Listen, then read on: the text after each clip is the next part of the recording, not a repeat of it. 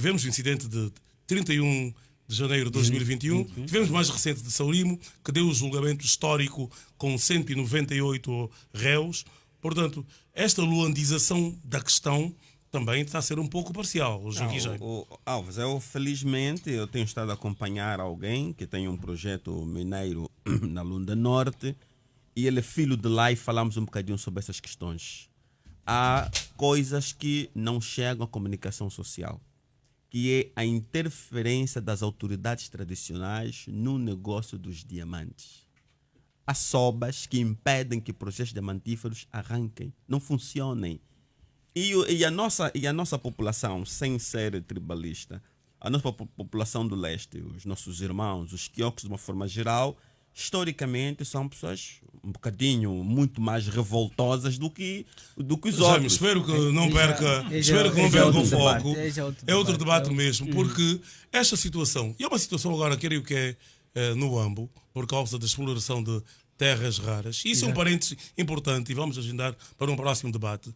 Este impedimento dos sobas, quer nas Lundas, quer agora no Planalto Central, para projetos mineiros, tem a razão de ser, porque eles são os donos da terra, vivem lá, e vêm empresas mineiras instalarem-se e eles não têm qualquer benefício. Portanto, sendo o tema para outro debate, mas tendo sido levantado pelo nosso estimado Joaquim Jaime, é preciso ter em conta que você não vai pôr uma fábrica numa localidade em que a população recebe a poluição daquela atividade industrial e não se beneficia. Concluir mesmo, Joaquim Jaime. Yeah? Sim, Alves, eu penso que temos que trabalhar na nossa... E não tem a ver com a polícia, caro subinspetor. Sim, temos que trabalhar na sociedade como um todo, porque o polícia vem da sociedade e ele reflete aquilo que são as nossas famílias. E é um trabalho que tem que ser feito especificamente em Luanda. Nós, os luandenses, somos mesmo arrogantes. E quando estamos fardados, somos mais arrogantes ainda. O Joaquim Jaime deixará de ser luandense no dia 1 de janeiro de 2025, porque vive no Sequel. Energia do Teotónio, os seus últimos 2 minutos. Eu vou aproveitar os meus 2 minutos para chamar a atenção de que nós estamos a debater um tema que, na verdade, é de alguma maneira estrutural. Tem muitos fatores que concorrem para o comportamento da polícia, assim como fatores que concorrem para o posicionamento do cidadão face à abordagem da polícia.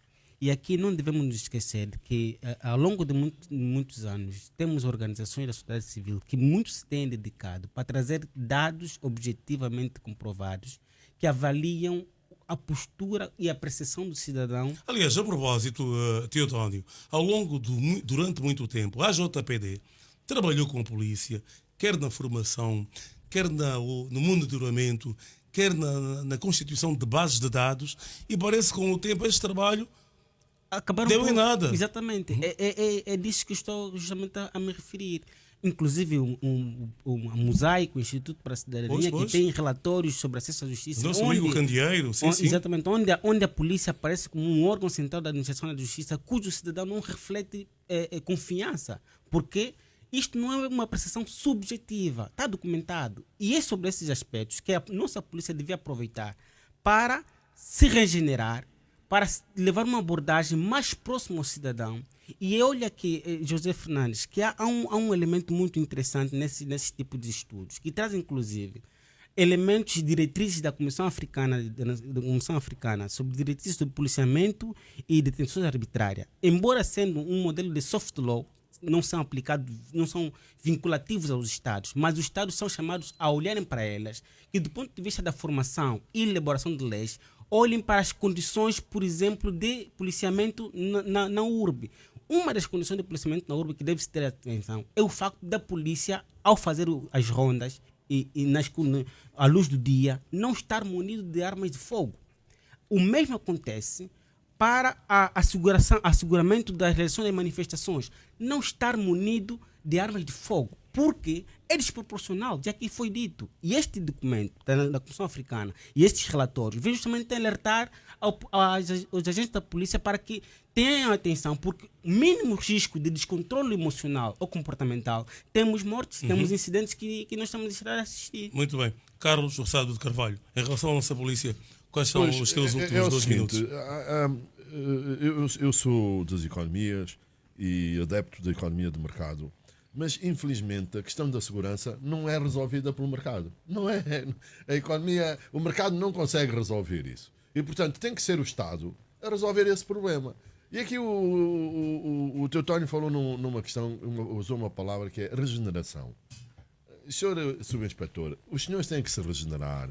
E é o seguinte, comece por aceitar aquilo que nós dizemos. Quando toda a gente à nossa volta está a dizer uma coisa e nós estamos a dizer outra, temos pelo menos que admitir a possibilidade de que nós estamos mal.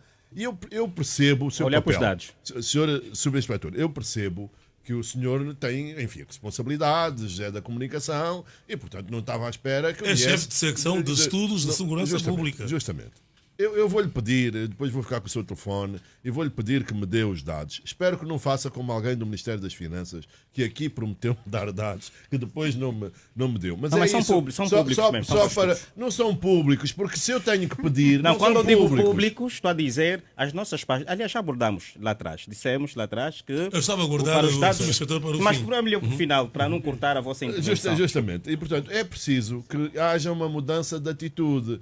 E aquilo que eu vejo, com a sua simpatia toda, com o seu poder de comunicação todo que tem, saio daqui um pouco desiludido desse ponto de vista. Parece-me que os senhores não querem reconhecer o problema. E nós temos que fazer, talvez chamar alguém independente, que venha fazer uma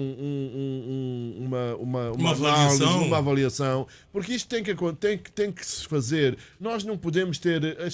Os jornalistas não podem ser eles próprios a avaliarem o seu trabalho. Tem que haver alguém de fora, a começar pelos ouvintes, pelos leitores. Justamente, porque nós, Sr. Subinspetor, não estamos todos enganados. Sociólogo e pastor evangélico Lúcio Marques. 2 minutos apenas. É claro que nós estamos falando de um tema importantíssimo e este feedback a polícia deve ouvir. É claro que muitas vezes desenhamos ideias muito contrárias e a contrariedade nos vai ajudar para efetivamente resolvermos o problema. Essa relação entre a polícia e o cidadão não é saudável e é mister que nós reconheçamos isso. Também nós vamos lá olhar para o piloto, não é? Nós sabemos que o piloto tem a responsabilidade... Mas qual piloto? Não, eu estou falando do avião mesmo. É claro, lida com vidas. E o polícia deve efetivamente também saber que lida com vidas. E precisamos preparar bem quem vai lidar com as vidas ou com as pessoas na rua.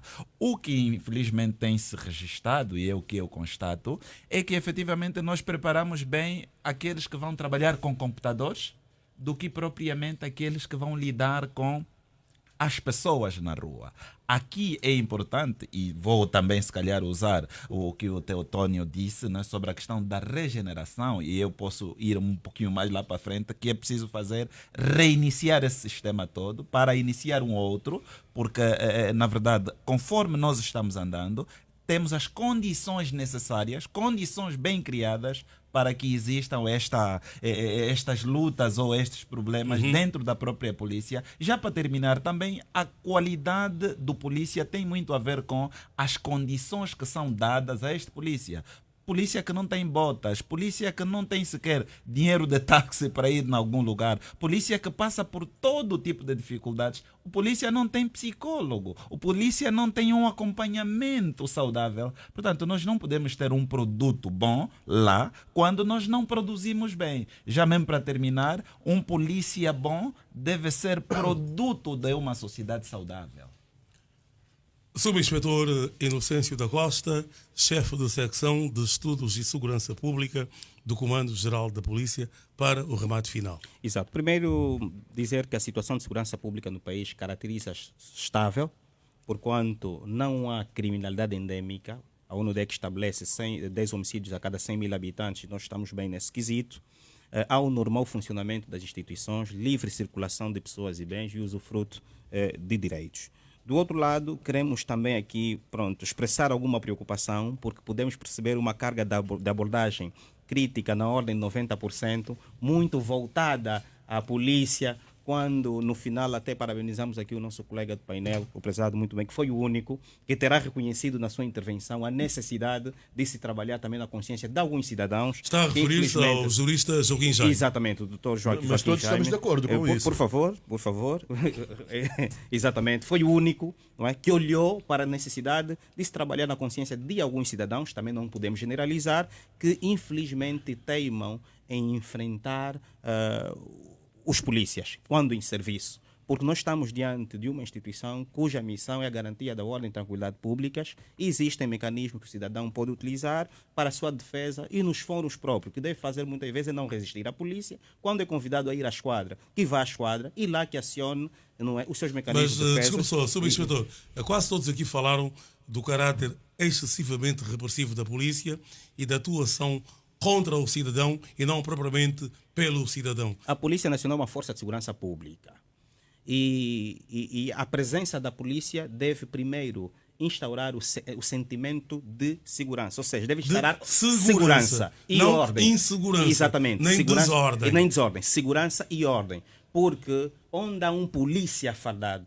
e os impérios está aí representado. Dali que o cidadão procura regular muitas vezes seu comportamento.